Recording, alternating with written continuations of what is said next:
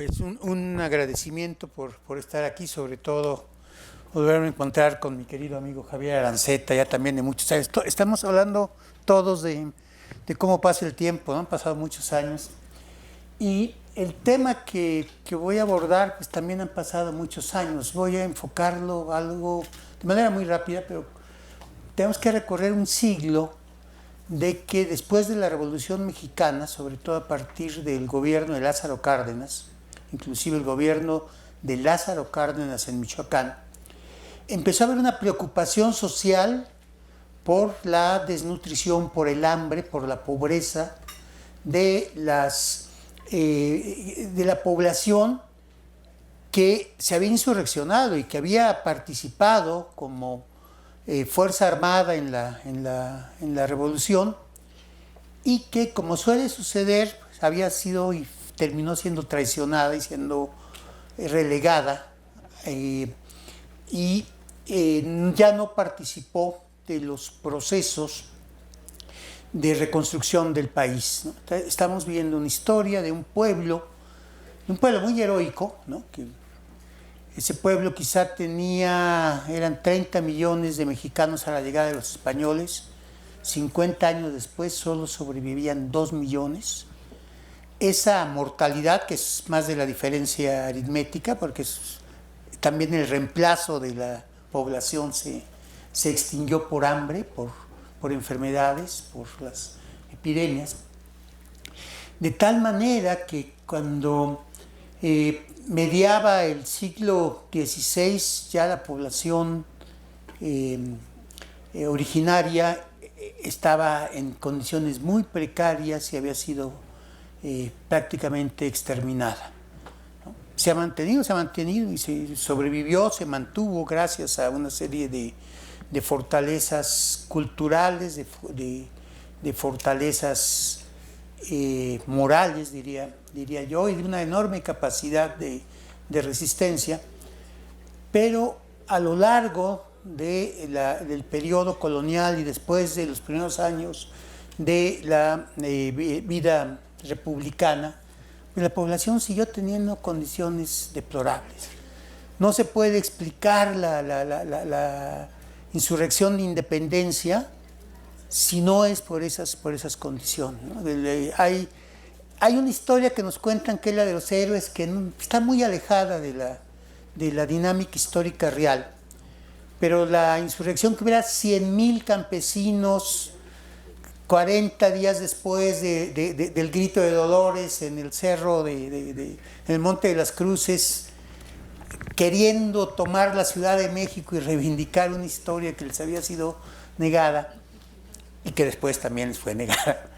O en la Revolución Mexicana también, en donde también falleció un millón de mexicanos, la mayoría de ellos en condiciones de hambre, ¿no? Y que representaban el 10% de la población nacional, ¿no? Esa población es de lo que vamos a referir la contraparte de nosotros como nutriólogos, como técnicos, como profesionales de la salud y de la nutrición, cualquier cosa que eso quiera decir. Llevo como más de 50 años tratando de entender qué quiere decir y todavía no acabo de entenderlo bien, y quizá con la exposición que haga se podrán comprender mis dudas.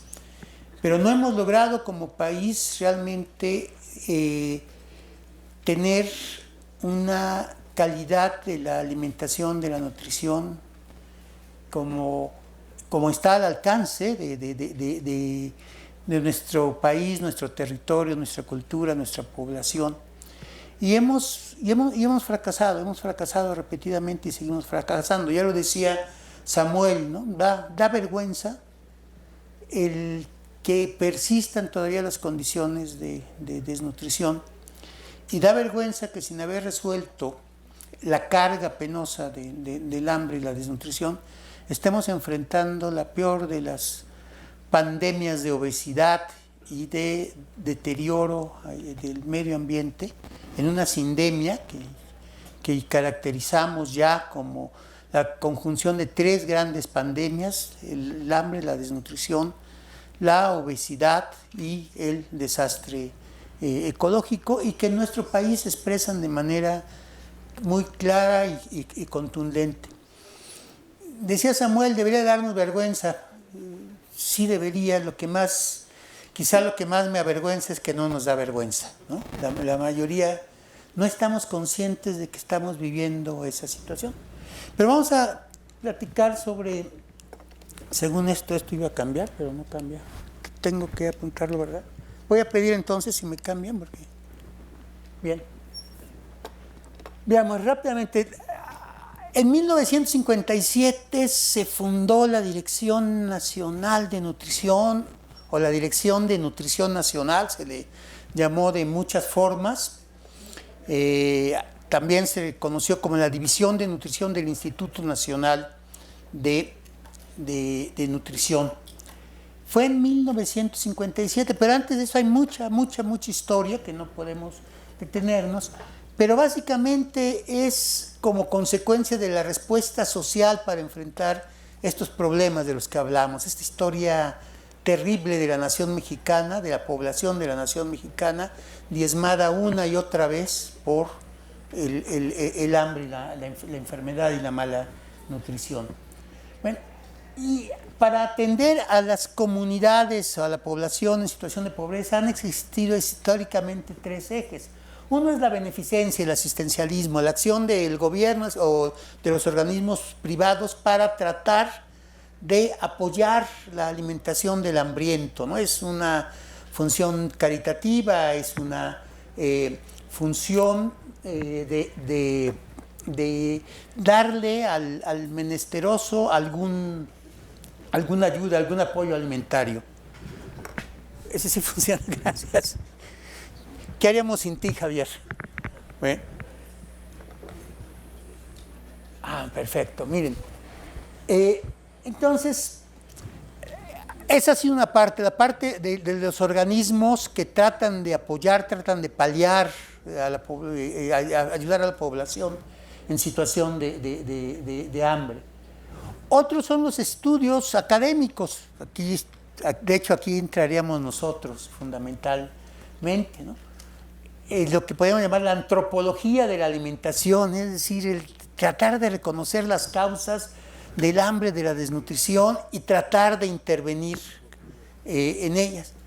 Y un tercer elemento que no ha sido del todo generoso, salvo por algunas excepciones, que ha sido la mirada médica, el modelo médico hegemónico que ve la desnutrición como una enfermedad y por tanto un asunto que se puede resolver médicamente e inclusive, como también mencionaba Samuel, se puede resolver en los consultorios o en los hospitales o en las clínicas, cosa que nunca ha sucedido y no ha sucedido, pero hemos perdido grandes esfuerzos, hemos destinado grandes esfuerzos y recursos a tratar de resolver el problema bajo el modelo médico hegemónico, el modelo también nutriológico hegemónico, subordinado al modelo médico hegemónico. O sea, no podemos ya entender la historia nada más como sucesos, sino tenemos que ver la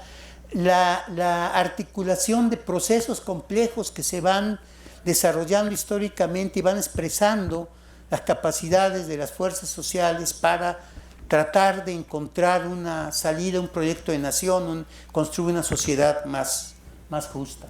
Bueno, y aquí ha habido una serie de cosas, fíjense, por ejemplo, producto del interés del general Cárdenas, o lo que representa históricamente el general Lázaro Cárdenas, se creó una Comisión Nacional de Alimentación y se creó una Secretaría de Asistencia Pública que se abocó a tratar de enfrentar el grave problema de hambruna.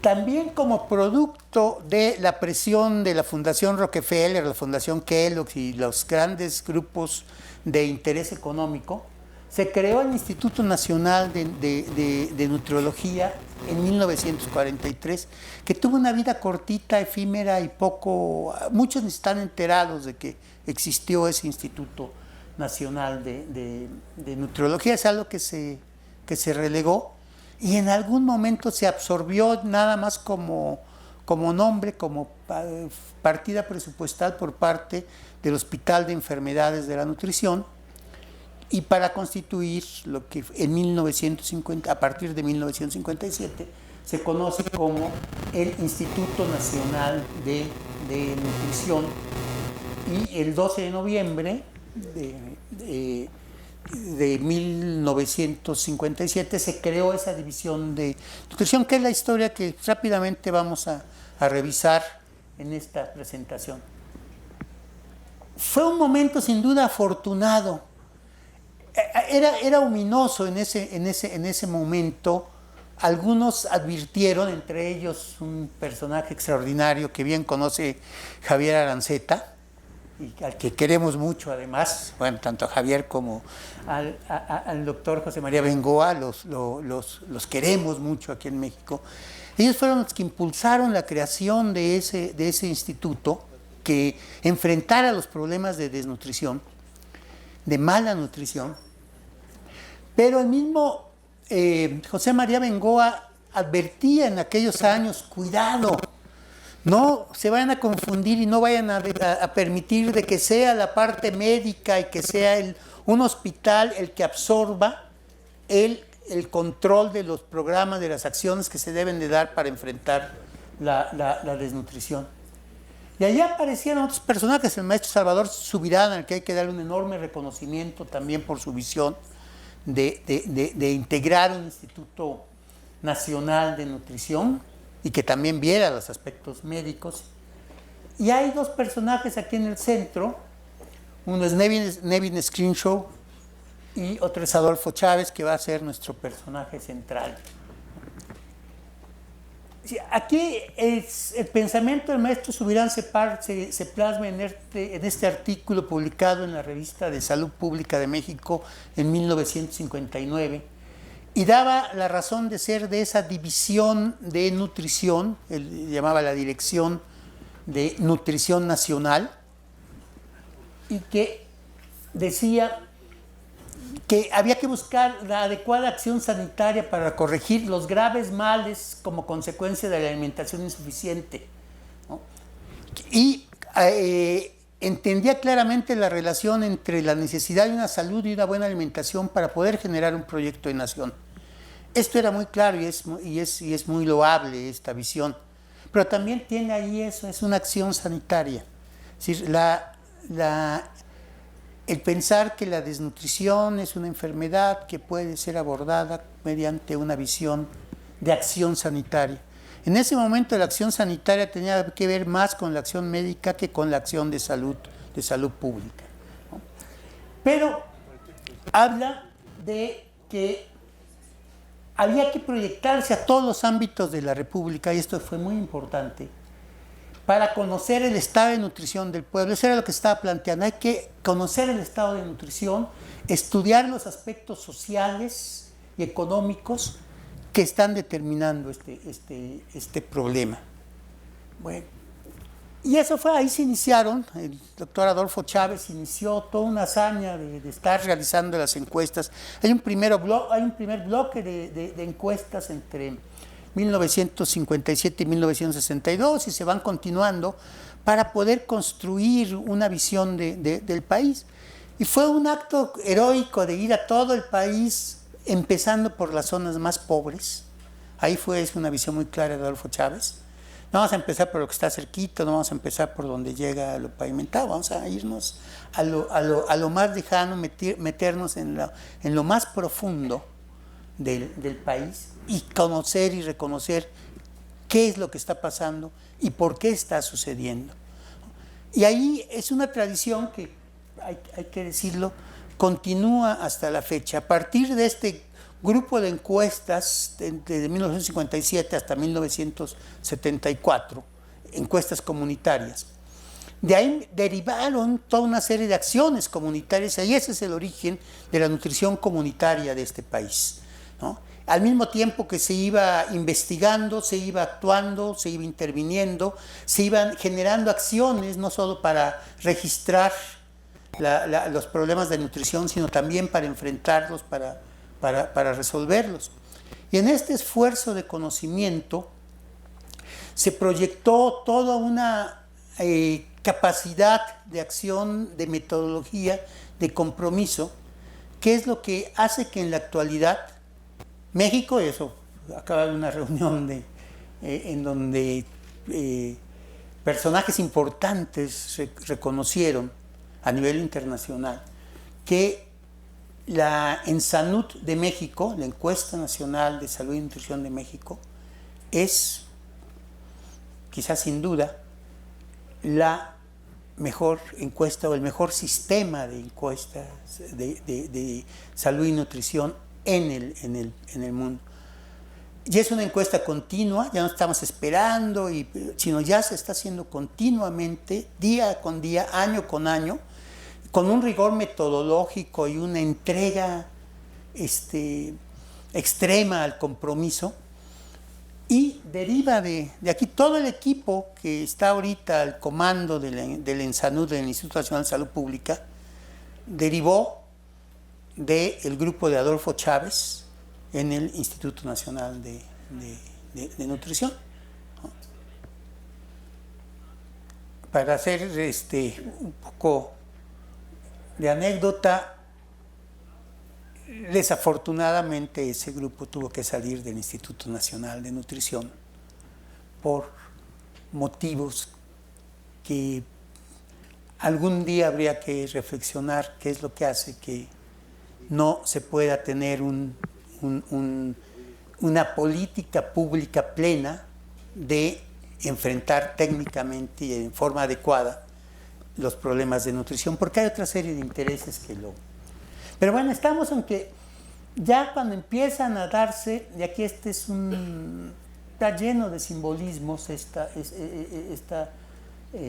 diapositiva, habla por un lado del personaje que está aquí a la extrema izquierda, que es don Lázaro Cárdenas, ¿no?, que fue el que instruyó al joven pretendiente de ser estudiante de medicina, Adolfo Chávez.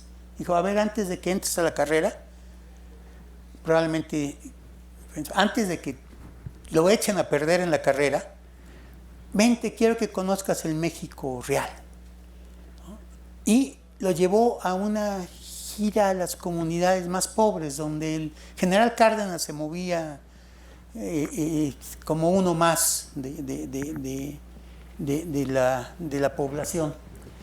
Y Adolfo Chávez cuenta en sus memorias cómo lo marcó esa convivencia con la pobreza y con el hambre, de tal manera que cuando entró a la carrera de nutrición, después cuando entró al Instituto Nacional de Nutrición, ya tenía muy claro cuál era el compromiso, qué compromiso debería de asumir, cosa que lo diferenciaba mucho de aquellos estudiantes que generalmente, en más del 90%, procedentes de familias de alto nivel socioeconómico, de las familias más ricas, entraban a estudiar medicina y traían una visión, la visión del gran médico liberal clínico, y que a la fecha se sigue expresando en los sistemas de enseñanza como la ambición de tener su consultorio en América Sur, ¿no? Entonces, y a partir de allí, pues hacerse rico y famoso.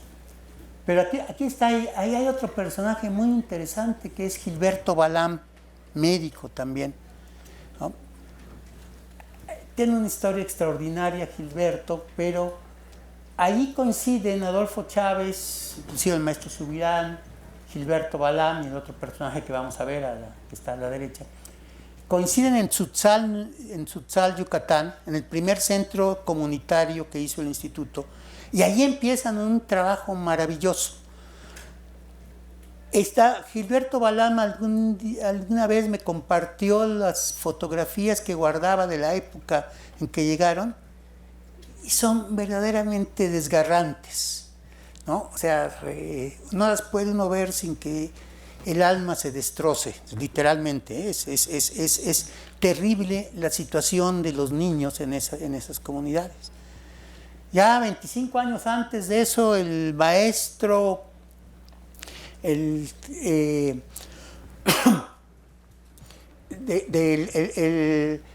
el padre de uno de los padres fundadores de Nutrición en México, don Rafael Ramos Galván, había estado allí en esas comunidades como pasante de la carrera de medicina, y a don Rafael también le cambió la vida el haber estado ahí en esas comunidades. Gilberto Balam, que era él mismo maya y era yucateco, profundizó mucho en Yucatán. Hay un libro clásico que escribió Guillermo Bonfil, que es el otro personaje, y Guillermo Bonfil escribió El hambre en Tzotzal, que es uno de los clásicos fundadores de la antropología moderna de México.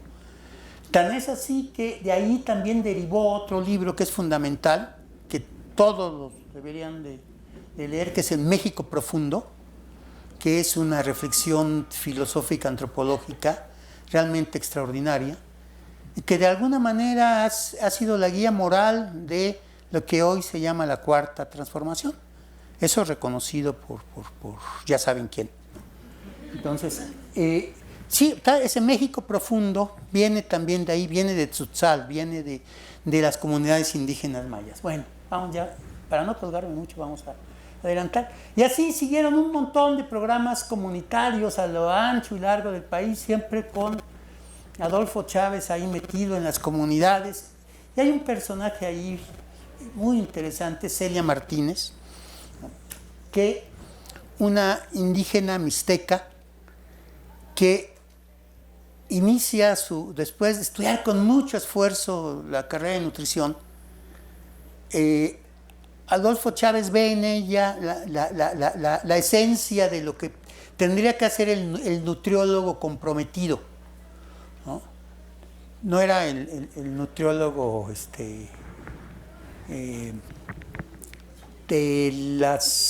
promotor de los consumos de ultraprocesados o de los alimentos light o de esas cosas, sino Celia era un personaje con una autenticidad social profundísima. Y a Adolfo Chávez, que luego de repente tenía ideas perversas, o tiene todavía ideas perversas afortunadamente, se le ocurrió preguntar al general Cárdenas cuál era la comunidad más pobre del país. Y el general Cárdenas le dijo San Jorge Nuchita en la Mixteca. Y Adolfo Chávez dijo, bueno, que se vaya para allá Celia Martínez.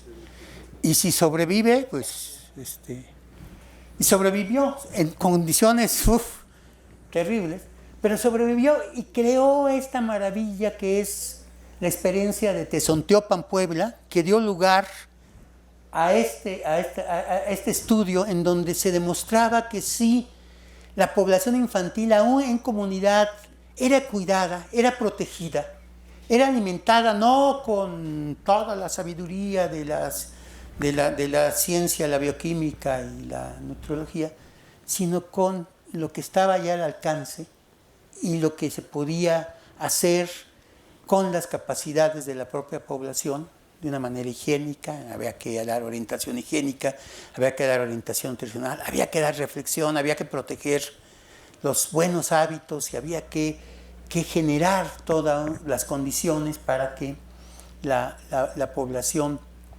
pudiera tener un buen desarrollo.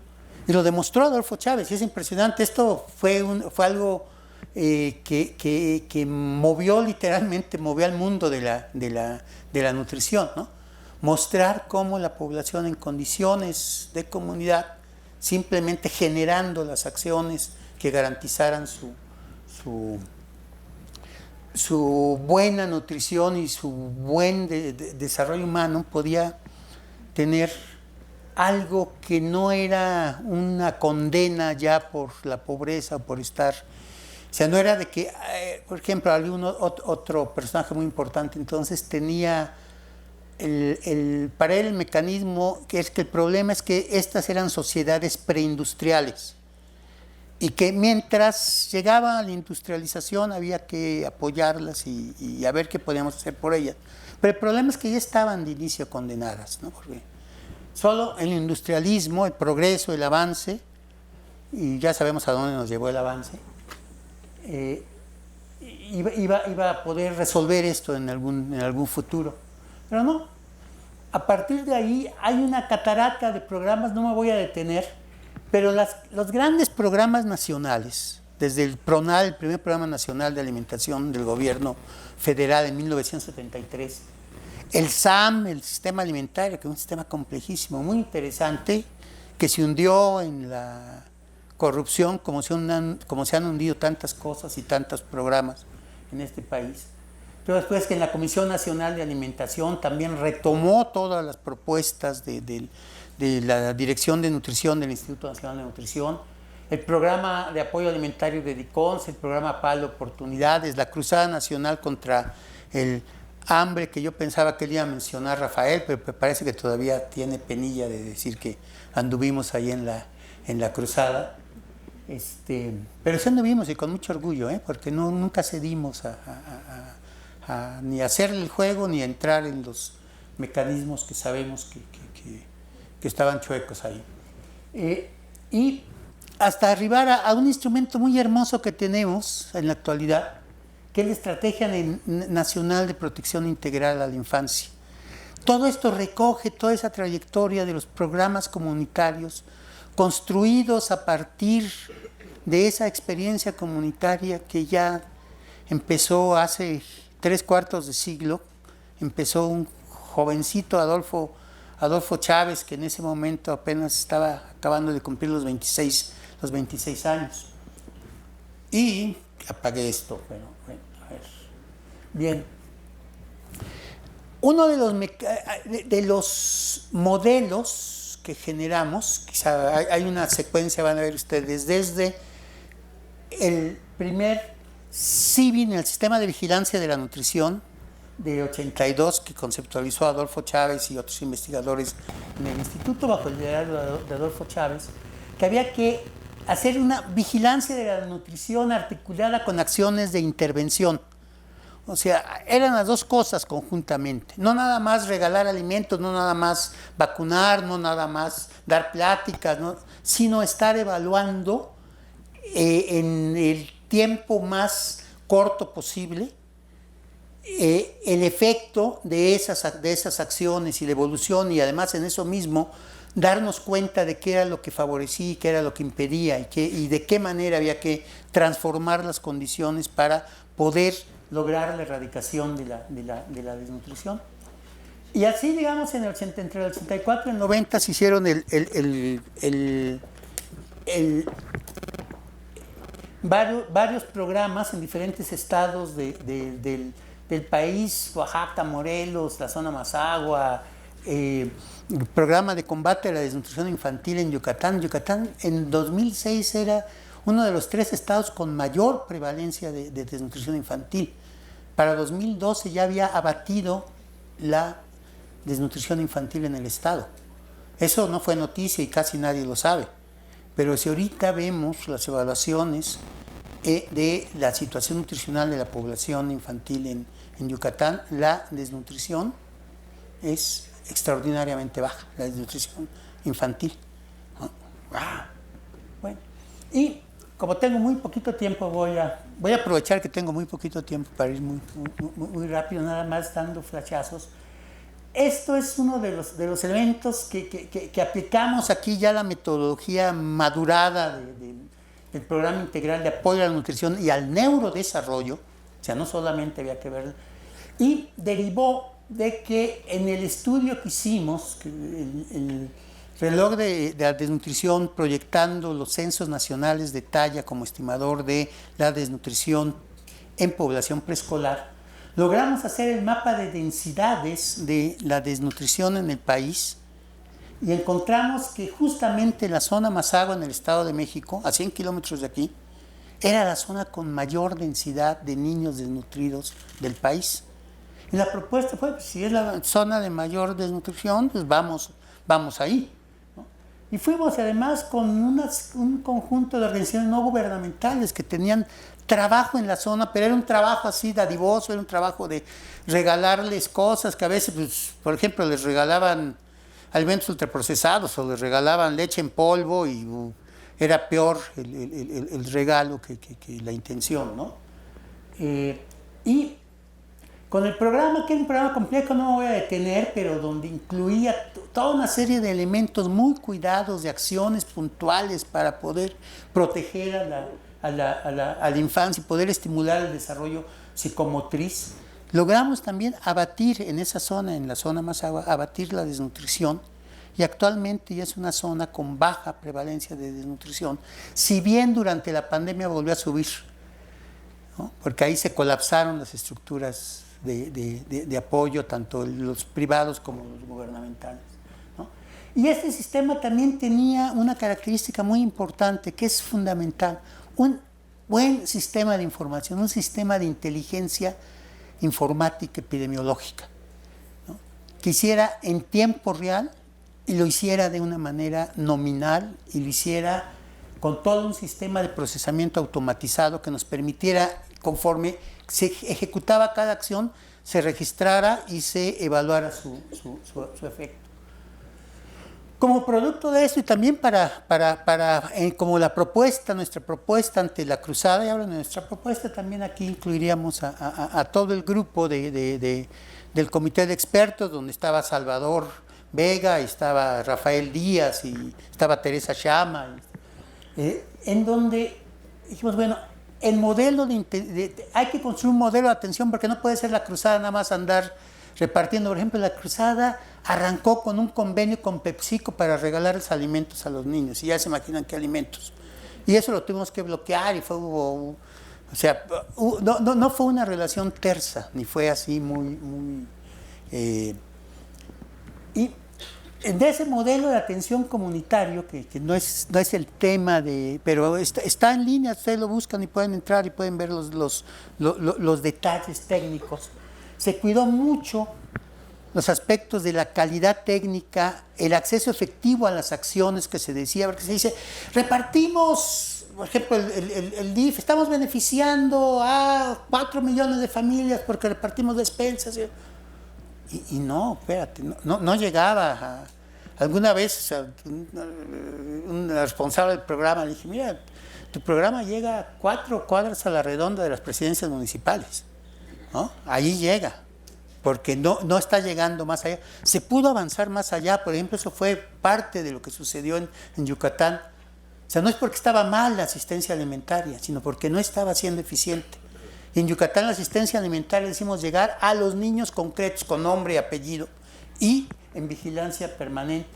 Es un sistema complejo, es un marco conceptual de sistemas complejos. No van a poder distinguir esto, ni yo tampoco, pero son todo desde el entorno inmediato hasta las cuestiones estructurales, pero además ver los determinantes no nada más como cuadritos con flechitas que se asocian. Los determinantes son procesos de sistema complejo, procesos en donde la interacción de todos los elementos se están modificando constantemente en metaprocesos jerarquizados, cuya sinergia o antisinergia nos pueden favorecer o desfavorecer los propósitos que tengamos Y lo desarrollamos ahí con todo un sistema de, no lo vamos a ver como, vamos a dar, aquí tengo, por ejemplo, en la cruzada llegaban productores de alimentos asociados con políticos que tenían el alimento que iba a resolver la desnutrición para siempre, nada más con dárselo a los, ¿no? Cosas que no existen. Bueno,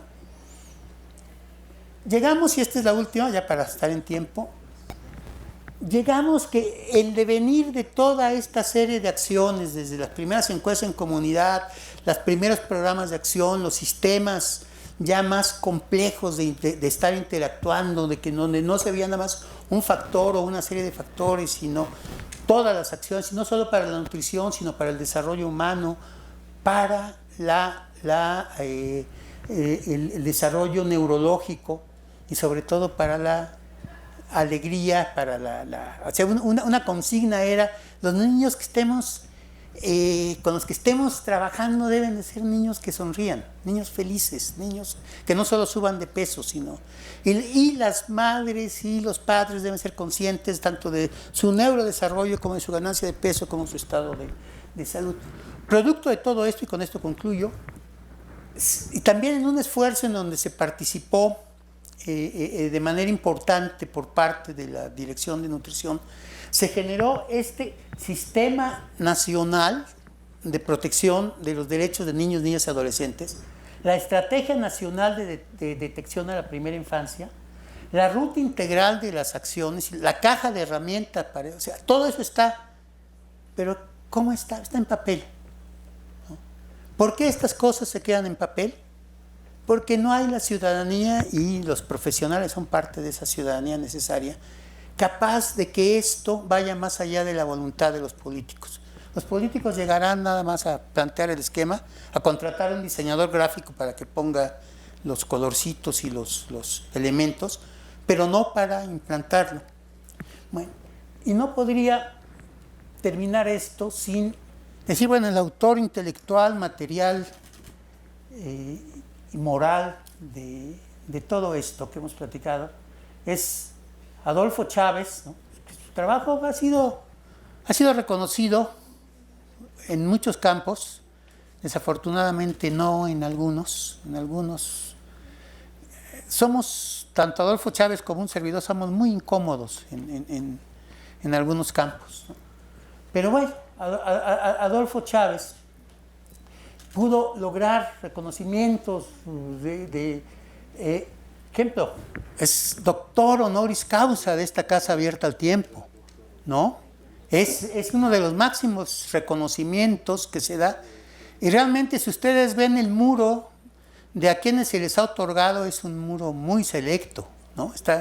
Le decía Adolfo Chávez cuando le dieron el reconocimiento, está muy bien acompañado, doctor, cosa que no siempre sucede con los honoris causa, ¿no? A veces hay muy malas compañías ahí en los retablos, ¿no?